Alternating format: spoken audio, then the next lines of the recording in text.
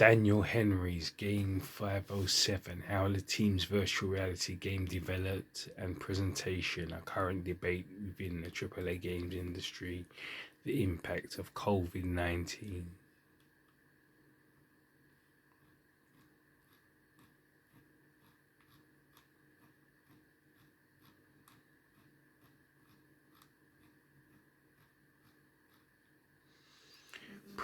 Presentation, a current debate within the AAA games industry, the impact of COVID-19.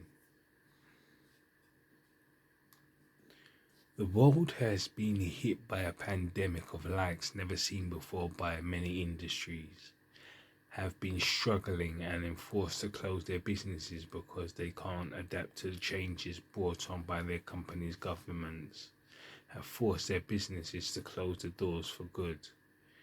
This is especially true of the gaming industry, who have been forced to adapt after being exponentially hit by this crisis. But many games and electronics companies have been thriving throughout the pandemic, since millions of people across the world have been in lockdown and have been forced to stay at home with nothing better to do than consume a lot of electronic and digital content in their free time. In 2020, gaming quickly became the dominant platform and activities throughout the entertainment sector. User engagement and spending skyrocketed as people were forced to stay at home. Consoles and digital sales are high, and a lot of digital gaming content has been in demand by hungry consumers. If you compare the fact that before the pandemic to during the pandemic, there has been a 44% rise in gaming sales.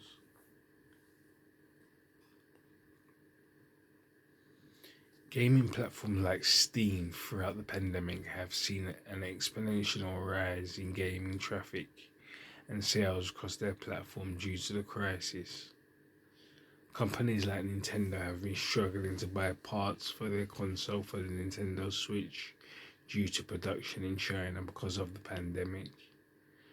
Valve had problems shipping their virtual reality headset due to production problems caused by COVID-19. In many industries, including the gaming industry, there has been a sudden shift to remote work. This has caused problems for many companies, as remote work for games development is very difficult as to having a dedicated team in the office. Many gaming companies have been seeing delays or missed release dates and deadlines due to remote work being difficult.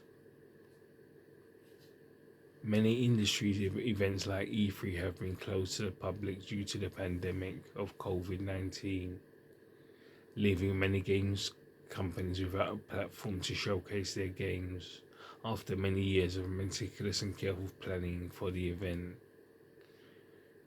COVID-19 has taken its toll on our health and our mental health, as well as we have been forced to stay at home, with many of us being bored.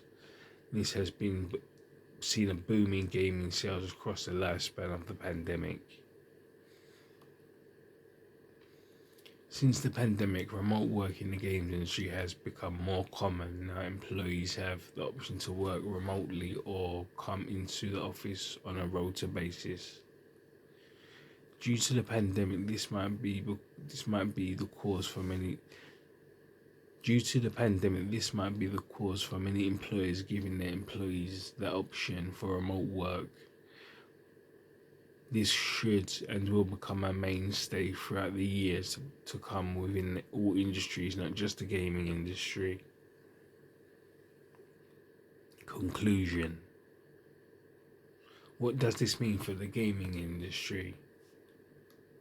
Playing games during the pandemic has seen a positive effect for your health and your mental health.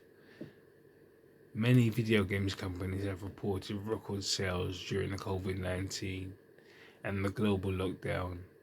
This is because video games have been the main source of entertainment for gamers and non-gamers alike. During the pandemic, it's allowed us to stay in contact with friends and family and to enjoy a source of entertainment together across these bleak times.